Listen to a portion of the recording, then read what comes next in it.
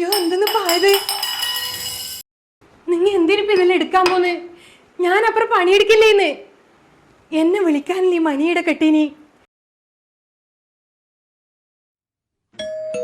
ആരോ വന്നിട്ടുണ്ട്. മാഷേ എങ്ങനെയുണ്ട് രമേശിന്? മാറ്റമുണ്ട് മാഷേ.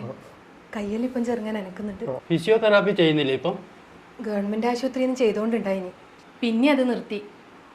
എനിക്കിപ്പോൾ എപ്പോഴും കൊണ്ടുപോകാൻ കഴിയുന്നില്ലല്ലോ. പാലിയേറ്റീൻ്റെ അവർ മാസത്തിൽ 2 വട്ടം വരുന്നുണ്ട്. രമേശ, എടാ ക്ലബിൻ്റെ വാർഷികല്ലേ, അപ്പം 3-4 ആളെ കാണാനുണ്ടായി. അപ്പോൾ പോകുന്ന വഴിക്കൊന്ന് കയറിയതാണ് ഇങ്ങോട്ട്. എന്തുണ്ട് പിന്നെ?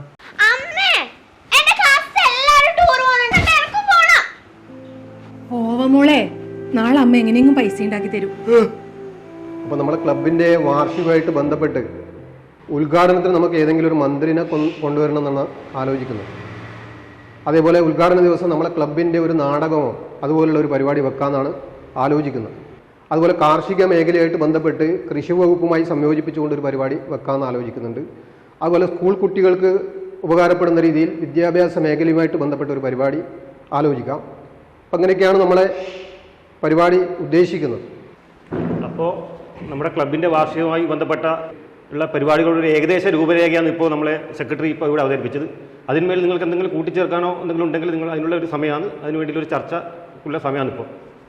പക്ഷേ ഇപ്പോഴത്തെ കാലത്ത് ചെറുപ്പക്കാർ പിള്ളേരെല്ലാം സംഘടിപ്പിക്കണമെന്നുണ്ടെങ്കിൽ ഒരു ഫുട്ബോൾ പോലുള്ള എന്തെങ്കിലും കളികൾ വെച്ചാൽ ചെറുപ്പക്കാർ പിള്ളേർ നമുക്ക് സംഘടിപ്പിക്കാൻ വേണ്ടി പറ്റും.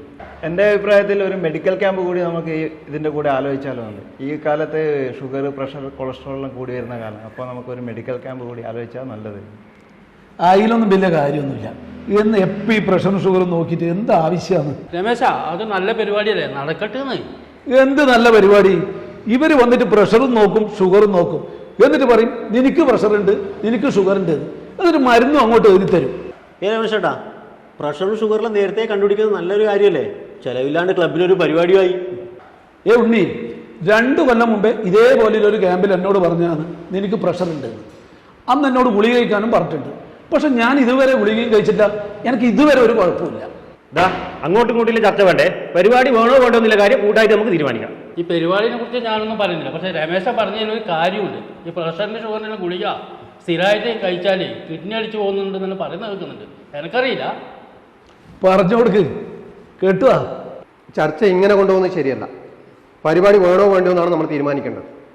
പിന്നെ എൻ്റെ ഒരു അനുഭവം ഞാൻ പറയാം. കഴിഞ്ഞ 10 വർഷമായിട്ട് ഞാൻ ഷുഗറിന് മരുന്ന് കഴിക്കുന്ന ഒരുത്തരാണ്. ഓരോ 3 മാസം കഴിയുന്നതോറും കിഡ്നി ഫംഗ്ഷൻ പരിശോധിക്കാറുണ്ട്. ഇതുവരെയായിട്ട് ഒരു കുഴപ്പമില്ല. പക്ഷേ ഇതിൻ്റെ മുകളിൽ ചർച്ച വേണ്ട, മെഡിക്കൽ ക്യാമ്പ് എന്തായാലും നടക്കട്ടെ. രമേശൻ പറയട്ടെ. എന്നാൽ ശരി. 10 വർഷമായിട്ട് നിങ്ങൾ മരുന്ന് കഴിക്കുന്നത്, 2 വർഷമായിട്ട് ഞാൻ മരുന്നും കഴിക്കുന്നില്ല. ഇനി വരുന്നൊക്കെ വെച്ച് കാണാം. പരിപാടി നടക്കട്ടെ കേട്ടോ. ശാസ്ത്രീയമായിട്ട് പറയാനൊന്നും ഞാനാളല്ല. എന്നാലും പ്രഷർ, ഷുഗർ ഇതിനൊക്കെ കൃത്യമായിട്ട് മരുന്ന് കഴിച്ചില്ലെങ്കിൽ ഹൃദയാഘാതം, സ്ട്രോക്ക്, വൃക്കരോഗം എന്നിവ വരാൻ സാധ്യതയുണ്ട് എന്നുള്ളതാണ് ഞാൻ മനസ്സിലാക്കിയത്. എന്തായാലും ഈ പരിപാടി നമുക്ക് തീരുമാനിക്കാം. ആയിക്കോട്ടെപ്പാ, ഞാൻ വിട്ടു.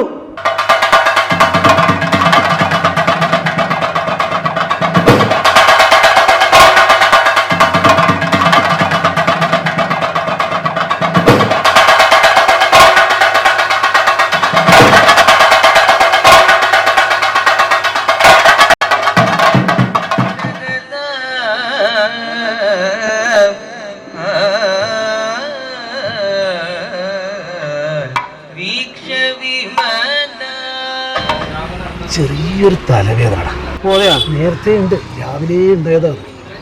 എന്താ അറിയില്ല.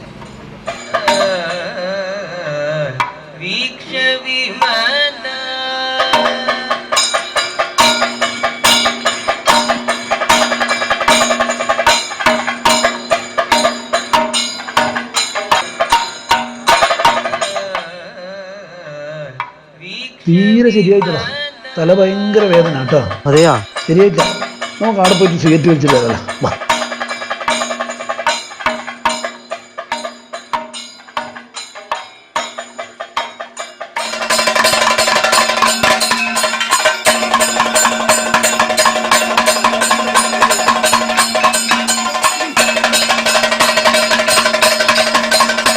അന്ന് തെയ്യം കാണാൻ പോകുമ്പോൾ തലവേദനയും തലകറക്കെല്ലാം ഉണ്ടായിനി. പ്രഷർ കൂടിയിട്ട് ഇങ്ങനെ ആയനെന്നല്ലേ മാഷേ ഡോക്ടർ പറഞ്ഞിനി. ഇനിയൊന്നും പറഞ്ഞിട്ട് കാര്യമില്ലല്ലോ, ശരിയാവുപ്പ.